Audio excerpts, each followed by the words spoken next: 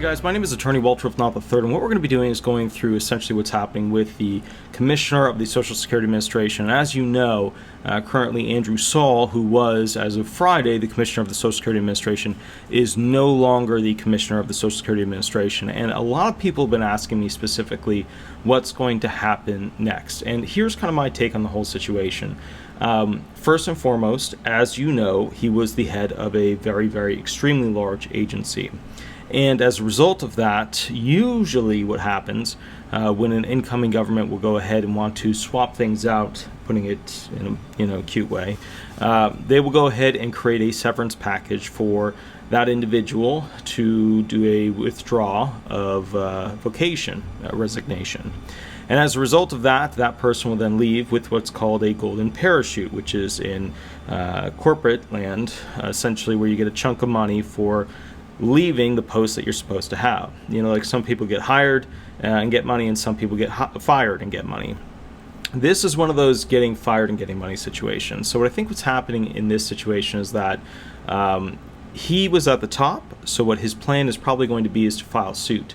So on Monday today, which is what today is, he will probably show up at the building where his usual office is, and he will very likely go ahead and try to enter that building, and they will restrict access to his credentials and not allow him into the building. And when he does that, he will have enough to go ahead and file suit. And the reason he's filing suit, I don't believe, is to drag the U.S. into court and then have all these documents and paperwork and all this stuff come to the general public so that the public is aware of what's going on, because the Social Security Administration, everybody knows it's in a bit of trouble right now with finances and things like that.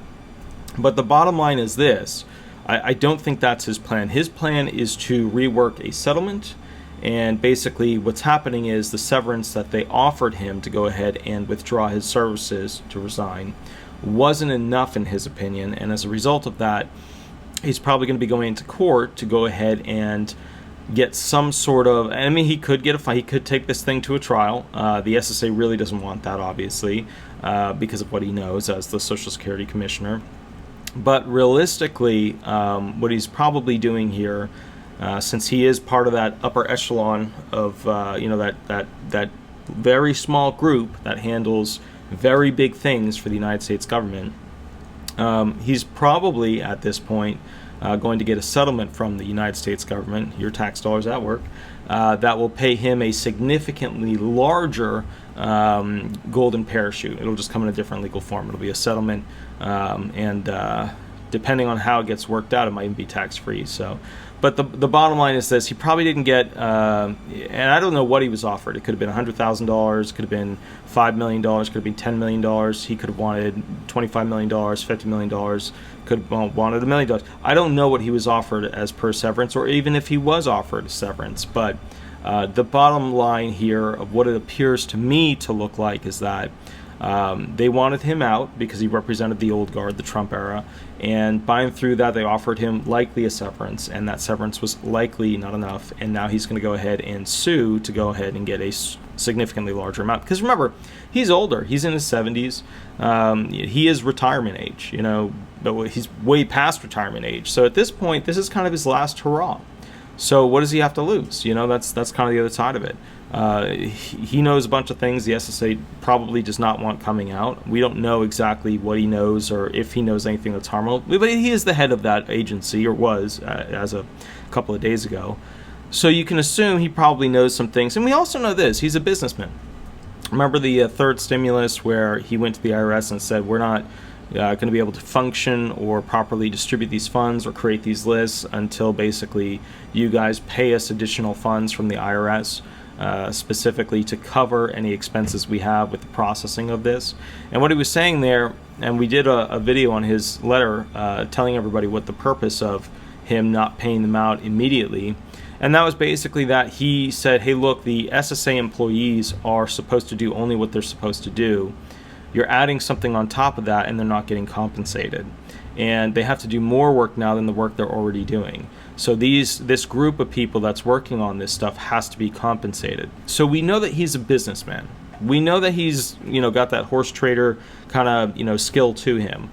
Some people are like, how dare he? That's actually a skill you want. That's a skill you want in business, because that's somebody who basically can get things done. He knows how much they cost and, how to basically get them done. So, there's a lot of people out there where you could pay them a lot of money that wouldn't get it done. So the bottom line here is this. We know he's a businessman. We know that he basically is used to seeing large amounts of funds getting distributed, because, I mean, think about it. The Social Security Administration, the U.S. military, they see mega funds.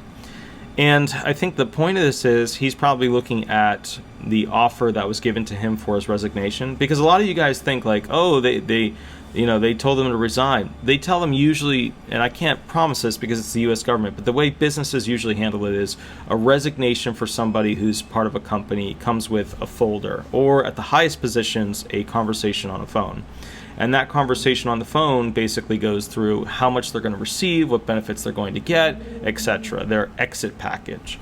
So I just wanted to take a moment while Sweetie tries to ruin this video by grumbling about more food, even though she has food sitting right over there.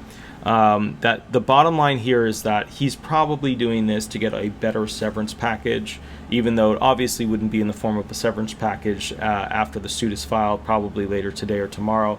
It will probably come in the form of a lawsuit settlement, which actually might be even smarter for him to do for all the auxiliary potential benefits that he could get from it. So anyways, guys, I'll catch you a little bit later. My name is Attorney Walter Knott. I just wanted to explain what's going on with the whole Andrew Saul commissioner detail, and I'm going to let Sweetie take over the next video from here. Have an absolutely wonderful day. Remember, like, subscribe, and leave 5-star reviews on all those auxiliary websites like Avo and Google and things like that. They do help me go ahead and compete against other big box firms, okay? Have an absolutely wonderful day, and thank you so much. Bye-bye.